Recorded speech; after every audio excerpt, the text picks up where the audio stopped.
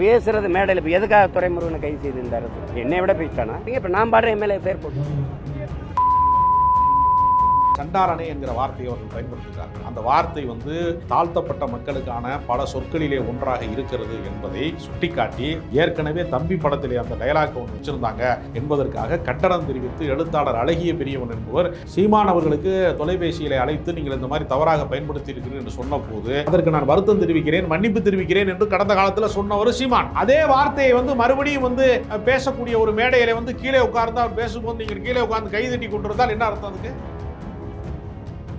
நான் என்ன கேட்கிறேன், விஜயலட்சுமி சொன்ன பாலியல் குற்றச்சாட்டுகள் பலவற்றை கட்சிக்காரர்கள் எங்களுடைய தலைமையை மீது அவதூறு பரப்புகிறார்கள் என்று நீங்கள் சொன்னீங்க இல்லையா? அப்ப அதை மட்டும் நீங்க ஏன் மறுக்கிறீங்க? அப்ப அதை ஏற்றுக்கொள்ள வேண்டியதானே? அதுவும் கருத்து சுதந்திரம் தானே. விஜயலட்சுமி பேசியது எல்லாமே கருத்து சுதந்திரத்தில் வராதா? ஜனநாயகத்தில் வராதா உங்களுக்கு? அப்ப கலைஞர் அவர்கள் குறித்து இது மாதிரியான தவறான வார்த்தைகளை பேசியது தவிர அவருடைய அரசியலோடு நாங்கள் முரண்படுகிறோம், தனி மனித விமர்சனத்தை தவிர்த்திருக்க வேண்டும் என்று சொல்லி அவருக்கு ஜாமீன் எடுப்பதற்கு அவரை நீதிமன்றத்திலே அவரை வெளியில் எடுப்பதற்கான வேலையை பார்த்திருந்தா அவர் ஒரு தகுதிமிக்க தலைவராக இருப்பார். அதே பாட்டை நான் பாடுறேன், என் மேல நடவடிக்கை எடுத்து பாரு என்று சொல்வதன் மூலமாக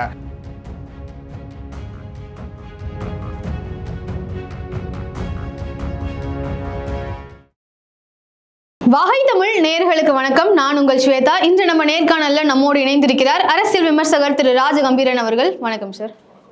சாட்டை துரைமுருகன் அவர்களை கைது செய்யப்பட்டிருக்காரு. அந்த கைது குறித்து சீமான் அவர்கள் விமர்சனம் பண்ணியிருக்காரு. இது சரியா இல்லையா? சாட்டை துரைமுருகன் திமுக குறித்து விமர்சனம் பண்ணுவது என்பது ஜனநாயக உரிமை. அவர் ஆட்சியின் தவறுகளையோ அல்லது கடந்த காலத்திலே ஆட்சியிலே நடந்த தவறுகளையோ சுட்டி காட்டி இந்த திட்டங்கள் தவறானது, இப்படி இருந்திருக்கக்கூடாது என்று பேசலாம். அரசியலை எதிர்கருத்தை அவர் சொல்லலாம். ஜனநாயகம் என்பதே எதிர்கருத்துக்களை பேசுவதற்காக உருவாக்கப்பட்ட ஒன்றுதான்.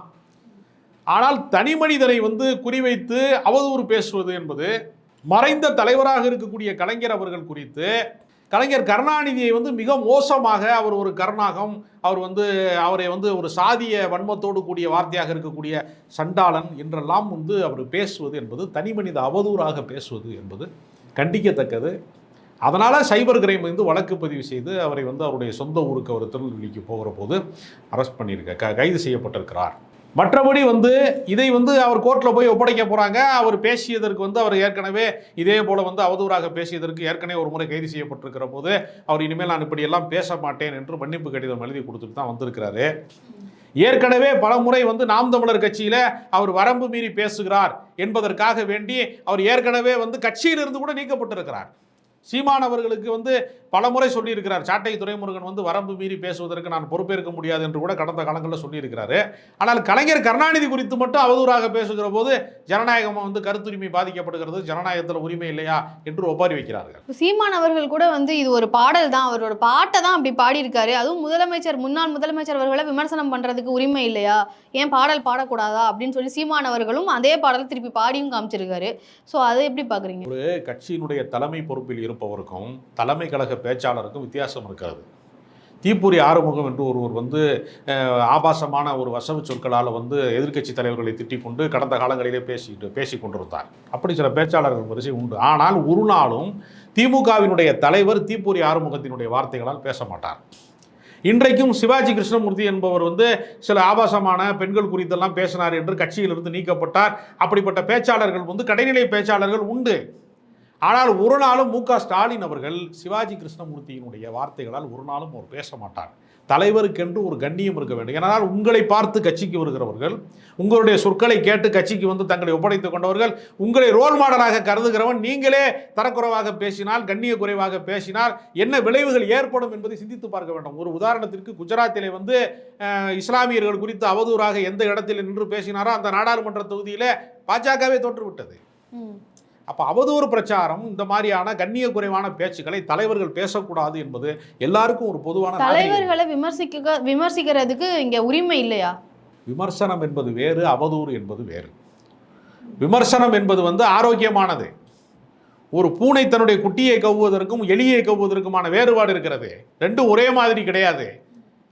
மாற்று கருத்தை நீங்கள் முன்வைக்கலாம். கலைஞர் அவர்களினுடைய அரசியலை நாங்கள் ஏற்கவில்லை என்பதற்கு நீங்கள் 1000 கருத்துக்களை நீங்கள் சொல்லலாம். அதை பேசுவதில் ஜனநாயகத்தில் உரிமை இருக்கிறது. ஆனால் நீங்கள் அவரை சாதிய வன்மம் கூடிய வார்த்தைகளோடு அவரை பேசுவது என்பது கண்டிக்கத்தக்கது.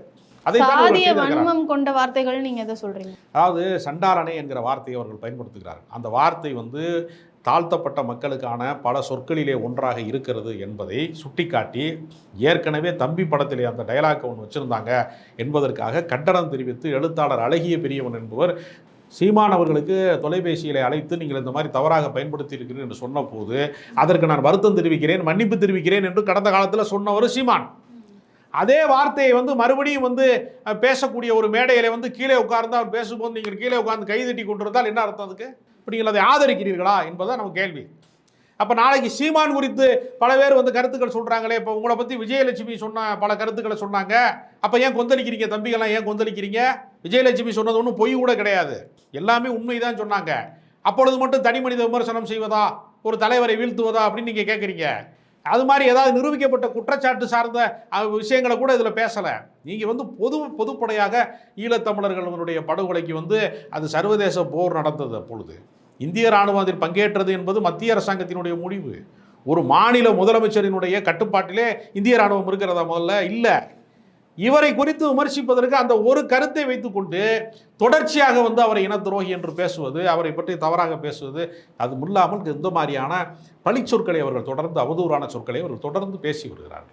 இப்போ சாட்டை துரைமுருகன் அவர்களோட கைதை பற்றி பேசும்போது சவுக்கு சங்கர் அவரோட கைதையும் வந்து அவர் மேற்கொள்ளிட்டு சொல்றாரு, திமுக அரசு வந்து இவங்களை பற்றி எதிராக பேசினாலே கைது செய்கிறாங்க, இந்த மாதிரி 15 நாட்கள் கூட வச்சிருக்கலாம், எவ்வளோ நாள் வச்சிருக்காங்க, இந்த மாதிரி வேணும்னே அந்த அரசை பற்றி தவறாக பேசினாலே கைது அப்படின்னு மக்களை அச்சுறுத்துறாங்க அப்படின்ற மாதிரி சொல்லியிருக்காரு. சவுக்கு சங்கரும் இதே போல வரைமுறை தாண்டி வரம்பு மீறி பேசியதால் தான் கைது செய்யப்பட்டார்.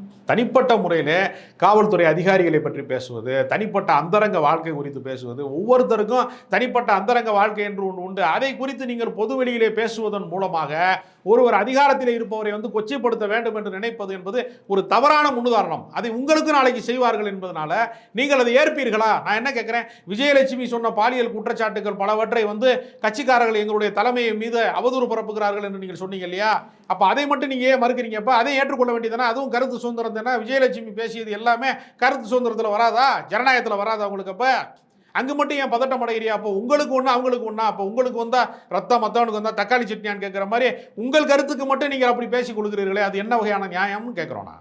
சவுக்கு சங்கர் அவர்களும் இவங்க சாட்டை துரைமுருகன் அவர்களும் அவதூறு பேசினாங்கன்னு சொல்லி கைது செய்யப்பட்டிருக்காங்க. இப்போ சீமான் அவர்களும் அதே பாடலை பிரஸ் மீட்ல பாடியிருக்காரு. அப்போ சீமான் அவர்கள் என்னையும் கைது செய்வீங்களா, என்னை கைது செய்யுங்க அப்படின்னு சொல்லி அவரே வாலண்டியராக கேட்குறாரு. அப்போ கைது செய்யுமா இந்த அரசு? அது பாஞ்சாலங்குறிச்சின்னு ஒரு படம் சீமான் எடுத்தார். அதில் ஒரு நகைச்சுவை காட்சி வரும். வடிவேல் வந்து ஒரு சின்ன பையனை கூட்டிகிட்டு போய் வயக்காட்டில் போய் சோளக்கருதை வந்து பறித்து திம்பார்.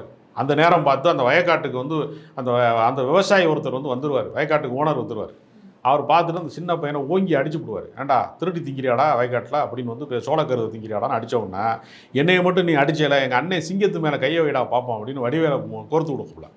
வடிவேலையும் அதே மாதிரி ஓங்கி அடிப்பார். அதைத்தான் இப்போ வந்து சீமான் செஞ்சுட்டு இருக்காரு. அவர் பேசியது தவறு என்று கண்டிக்க வேண்டிய இடத்துல தான் சீமான் இருக்கிறார். கலைஞர் அவர்கள் குறித்து இது மாதிரியான தவறான வார்த்தைகளை பேசியது தவறு, அவருடைய அரசியலோடு நாங்கள் முரண்படுகிறோம், தனி மனித விமர்சனத்தை வந்து தவிர்த்திருக்க வேண்டும் என்று சொல்லி அவருக்கு ஜாமீன் எடுப்பதற்கு, அவருக்கு வந்து அவரை வந்து நீதிமன்றத்திலே வந்து அவரை வெளியில் எடுப்பதற்கான வேலையை பார்த்துருந்தா அவர் ஒரு தகுதிமிக்க தலைவராக இருப்பார். அதே பாட்டை நான் பாடுறேன், என் மேலே நீ நடவடிக்கை எடுத்து பாரு என்று சொல்வதன் மூலமாக நானும் ரவுடி தான் வண்டியில் ஏறுவதற்கு சீமான் முயற்சி செய்கிறார். இவரை கைது செய்துட்டா ஏதோ ஒரு பெரிய புரட்சியாளர், ஒரு மாற்றத்தை கொண்டு வருவதற்கு ஆபாச சொற்களை, அவதூறு சொற்களை, சாதிய வன்மம் கொண்ட சொற்களை பேசக்கூடாது என்று கண்டிக்கிற இடத்திலே தலைவன் இருந்தால் தான் தலைவன். நானும் சேர்ந்து பாடுறேன்னு சொன்னால் இது என்ன வகையான நாகரிகம் நான் கேட்குறேன். அண்ணா அவர்கள் வந்து அரசியல் செய்கிற வரைக்கும் அரசியல் வந்து ரொம்பவே நல்லா இருந்தது. எப்போ கலைஞர் அவர்கள் வந்து அரசியல் செய்கிறாரோ அப்போ தான் லஞ்சம், ஊழல், இந்த மாதிரியான எல்லாமே வந்து தமிழக அரசியலில் வந்துச்சு அப்படின்னு சொல்லி சீமான் அவர்கள் சொல்லியிருக்காரு. அதனால தான் வந்து சாட்டை துரைமுருகன் இந்த மாதிரி பாடல் பாடினாரோ அப்படின்னு சொல்லியிருக்காரு. அதாவது கடந்த காலங்களில் மிகப்பெரிய பண்ணையார்கள், நிலச்சுவான்தார்கள், கோடீஸ்வரர்கள், ஜமீன்தார்கள் மட்டும்தான் அரசியலில் இருந்தார்கள். சாமானிய மக்களை கொண்டு வந்து அரசியலிலே வந்து அவர்களும் பங்கேற்க வேண்டும் என்பதற்கு உருவாக்கிய ஒரு ஜனநாயக புரட்சியை அண்ணா ஏற்படுத்தினார். திராவிட இயக்கங்கள் எல்லாமே நீங்கள் பார்த்தீங்கன்னா சாமானிய மக்களினுடைய அரசியலை பேசிய இயக்கங்கள். ஏனென்றால் சாதியிலே ஒடுக்கப்பட்டவன், பிற்படுத்தப்பட்டவன், தாழ்த்தப்பட்டவன், சிறுபான்மையாக இருக்கிறவன், பெண்களாக இருக்கிறவர்களுக்கு எல்லாருடைய உரிமைகளையும் குறித்து பேசிய இயக்கம் திராவிட இயக்கம்.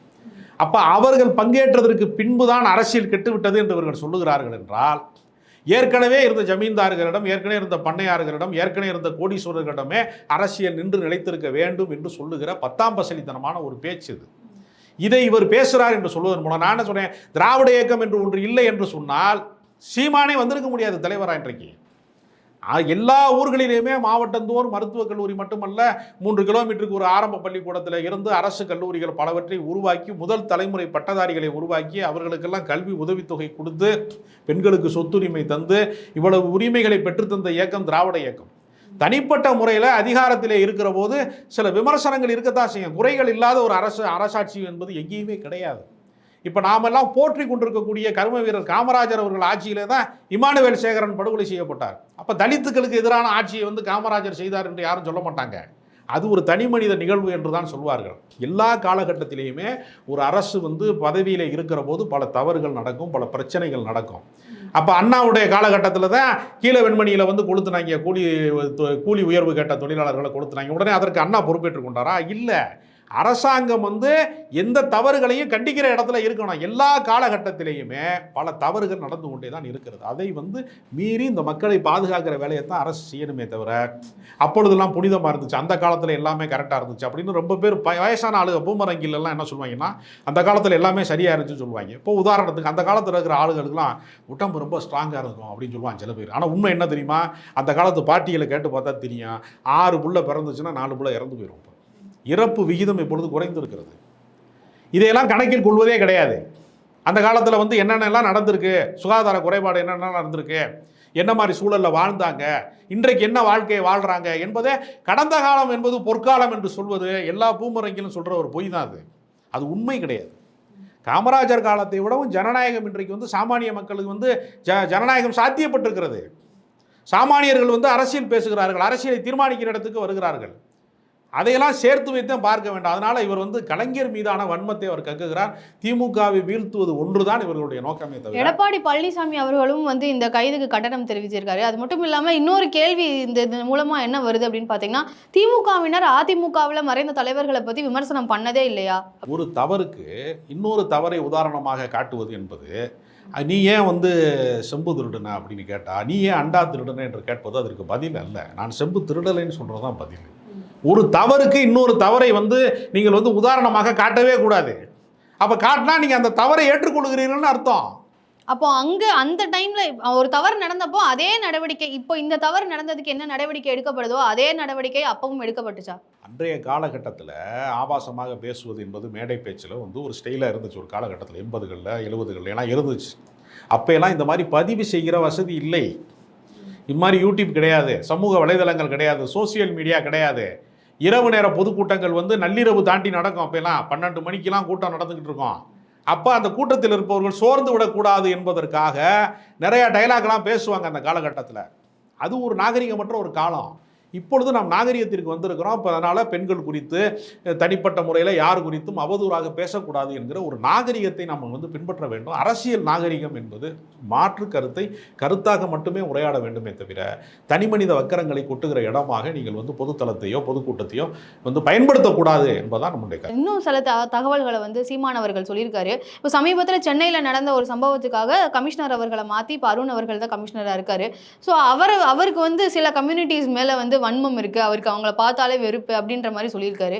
அதுக்கு என்ன சொல்றீங்க? சீமானுக்கு தான் பல கம்யூனிட்டி மேலே வெறுப்பு இருக்கிறது. தெலுங்கு மொழி பேசுகிறவர்கள், நாயக்கர்கள், உருது மொழி பேசுகிறவர்கள், சௌராஷ்டிரா மக்கள், இந்த மாதிரி மாற்று மொழி பேசுகிறவர்களை எல்லாமே தமிழர்களுக்கு விரோதிகள் என்று சொல்லக்கூடிய பகை பாராட்டுகிற, பிளவு அரசியலை பேசுகிற, வெறுப்பு அரசியலை பேசுகிற மனநிலை சீமானுக்கு இருக்கிறது.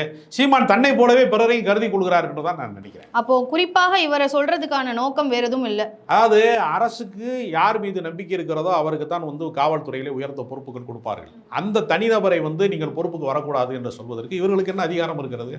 மக்களால் தேர்ந்தெடுக்கப்பட்ட அரசு, அவர் முதலமைச்சர் வந்து இவர் சரியாக செயல்படுகிறார் என்று ஒருவரை சட்டம் ஒழுங்கை பராமரிங்கள், நீங்கள் இந்த இதை பாருங்கள் என்று அவர் ஒரு பொறுப்பு வழங்குகிறார். மாநகர ஆணையாளராக இருங்கள் என்று அவர் பொறுப்பு வழங்குகிறார். இது அவர் தீர்மானிக்கக்கூடிய இடத்துக்கு மக்கள் அவருக்கு வாக்களித்திருக்கிறார்கள். மக்களிடத்திலே வாக்கு பெற முடியாதவர்கள், தேர்தலில் ஜெயிக்க முடியாதவர்கள், நீங்கள் அது சரியில்லை இது சரியில்லைன்னா, அதாவது செட்டிநாட்டில் வந்து ஒரு கதை சொல்லுவாங்க. ஒரு பெரிய செட்டிநாடு பங்களா முழுக்க சீர் வச்சு ஏதாவது குறை இருந்தால் கண்டுபிடிங்க பார்ப்போம் அப்படின்னு சொல்லி ஒரு செட்டிநாட்டு அரசர் வந்து சொன்னாராம். எல்லாமே இருந்துருச்சு, அங்கே சீர் வரிசைகள் எல்லாமே இருந்துச்சு. எல்லாரும் சுற்றி சுற்றி பார்த்து ஒரு குறை கூட யாராலையும் சொல்லவே முடியல. அப்போ ஒரு வயசான பாட்டி வந்திருக்கு, அப்படி சுற்றி சுற்றி பார்த்துட்டு சொல்லிச்சான், என்ன சீர் வச்சிருக்கிறாங்க, ஈர்வலியை காணாம் அப்படின்னுச்சான். அவங்க வைக்க மறந்துட்டாங்க அன்னைக்கு ஈர்வலியை. அதனால எதையாவது குறை சொல்ல வேண்டும் என்பதற்காக ஒரு அரசியல் பார்த்து அவர்கள் ஏதாவது ஒரு பழிச்சொற்களை சொல்லி அரசியல் செய்கிறார்கள். இன்னொரு விமர்சனம் என்ன சொல்றாருன்னா, கள்ளக்குறிச்சியில வந்து அருண் அவர்களை போட்டாங்க, அருண் அவர்களை வந்து நியமித்தாங்க. ஆனா அந்த பிரச்சனை வந்து முடிந்து கடந்த ஒரு மாசம் தான் ஆக போகுது, ஒரு மாசம் கூட ஆகல. அதுக்குள்ள இங்க ஒரு சம்பவம் நடந்துச்சுன்னா அதே காவலரை தூக்கி இங்க போடுறாங்களா? அப்ப இந்த ஒரு காவலர் தான் தமிழகத்துல இருக்காரா அப்படின்ற ஒரு கேள்வி வருது இல்லையா? அவர் சிறப்பாக செயல்படுகிறார் என்று அரசு. அப்போ ஒரே ஒரு சிறப்பான காவலர் மட்டும் தான் தமிழகத்துல இருக்காரா? ஒரு உயர் அதிகாரி சிறப்பாக நம்பிக்கைக்குரியவராக இருக்கிறார் என்று அரசு நம்புகிறது. அதுல இவருக்கு என்ன பிரச்சனை இருக்கு நான் கேட்கிறேன். அப்ப கள்ளக்குறிச்சியில அப்போ அந்த ப்ராப்ளம் முடிஞ்சிருச்சு, அதனால கடந்து வந்துட்டோம் அப்படின்னு எடுத்துக்கலாம். சாராயம் குடிப்பது யாருமே அரசாங்கத்துக்கு தகவல் சொல்லிட்டு போய் சாராயம் குடிக்கல, கள்ளச்சாராயம் குடிக்கல. அவர்கள் ஒரு பகுதியில் வித்திருக்கான், அது ஒரு மெத்தனால் கலந்ததுல விஷமாகி இறந்து போயிட்டான். ஒரு அசம்பாவிதம் நடந்த பின்புதான் அரசினுடைய கவனத்திற்கு அது வந்திருக்கிறது. அதற்கு பணியிட மாற்றமாக அங்கே இருக்கக்கூடிய காவல்துறை அதிகாரியிலிருந்து கலெக்டர்லேருந்து எல்லாவற்றையும் மாற்றி இருக்கிறார்கள், நடவடிக்கை எடுத்திருக்கிறார்கள், பாதிக்கப்பட்டவர்களுக்கு நிதி வழங்கியிருக்கிறார்கள். அதற்கு உடனடியாக பல ரவுடிகளை இன்றைக்கு கூட புதுக்கோட்டை பகுதியில் வந்து ஒரு ரவுடி என்கவுண்டர் செய்திருக்கிறார்கள் என்று அவர்கள் அரசு சார்ந்து நடவடிக்கை எடுக்கிறாங்க.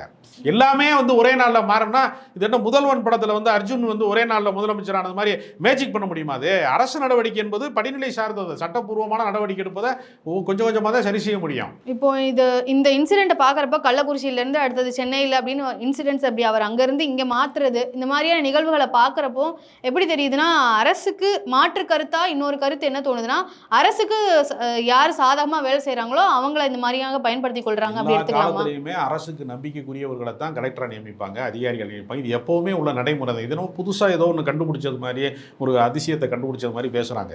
எல்லா காலகட்டத்திலையுமே அவர்கள் யார் மீது நம்பிக்கை வைத்திருக்கிறார்களோ அந்த அதிகாரிக்கு தான் உயர் பொறுப்பு கொடுப்பாங்க. இப்போ உள்துறை செயலாளராக அமுதா ஐஏஎஸ் இருக்கிறாங்க அப்படின்னா அவங்க மேலே அவங்க நம்பிக்கை வச்சு தான் அந்த பொறுப்பு கொடுப்பாங்க.